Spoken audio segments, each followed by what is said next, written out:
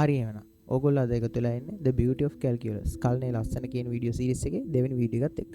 අද මම ඕගොල්ලොත් එක්ක කතා කරන්න යන්නේ ශක්ති සංස්ථිතිය කියන කාරණාව කොහොමද කලණය පාවිච්චි කරලා ඔප්පු කරන්න කියන එක. හරි එහෙනම් අපි යමුකෝ වීඩියෝ එකට. වැඩේට යන්න කලින් අපි දැනගන්න ඕන පොඩි දෙයක් තියෙනවා. ඒක තමයි බලයයි විභව ශක්තිය අතර පොඩි සම්බන්ධතාවක් තියෙනවා. බලයයි විභව ශක්තිය අතර. මෙන්න මේක තමයි සම්බන්ධතාව. බලය අපි Fx කියලා ගමු. මොකද බලය කියන්නේ මේ විස්ථාපනයේ ශ්‍රිතයක්. මේ x කියන්නේ විස්ථාපනය. හරි විස්ථාපනයේ දිග එහෙම ගන්න පුළුවන්. මේකට ලියන්න පුළුවන් dvx. vx කියන්නේ මෙතන විභව ශක්තිය.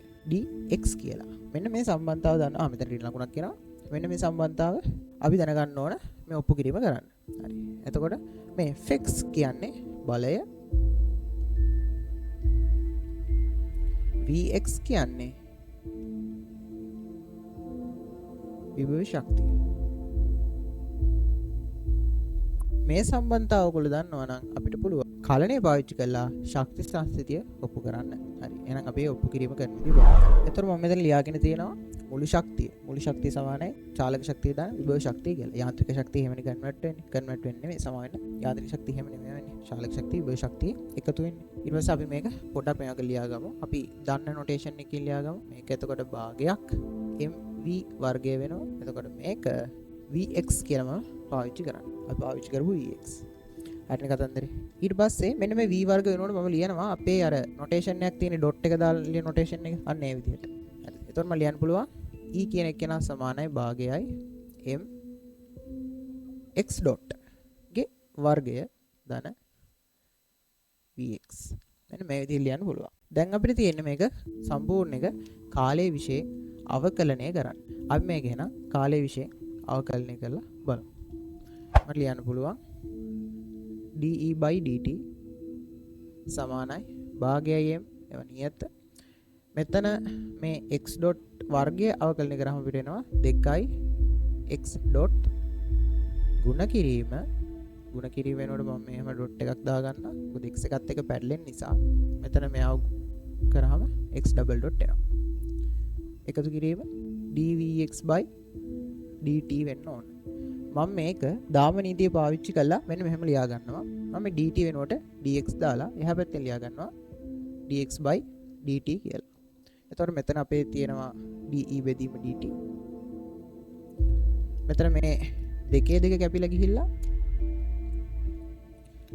ඉතුරු වෙනවා mx ඩබල් ඩොට් ගුණ කිරීම x ඩොට් කියලා එකතු කිරීම dvx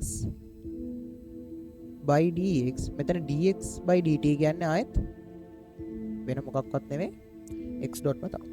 මෙන්න මේ විදිහට අපිට ගන්න පුළුවන් මේක කාලය විශ්ින් අවකලනය කරාම. මෙතනින් එහාට තව පොඩි වැඩක් තියෙනවා. ඒක මම උඩින් ලියලා පෙන්නන්නම්. මෙන්න මේ විදිහට මට පුළුවන් මේ පද දෙකෙන්ම x ඩොට් එකක් එළියට ගන්න. හරි. දැන් අපි පොඩි දෙයකට යමු. කලින් මම කිව්වා මෙන්න මේ fx කියන එක කෙනා සමානව ඍණ dvx/dx ට. fx කියන බලය මට ලියන්න පුළුවන් නිව්ටන්ගේ දෙවෙනි නියමය ඇසුරෙන් mx ඩබල් ඩොට් කියලා. එතකොට මට ලියන්න පුළුවන් mx ඩබල් ඩොට් සමානයි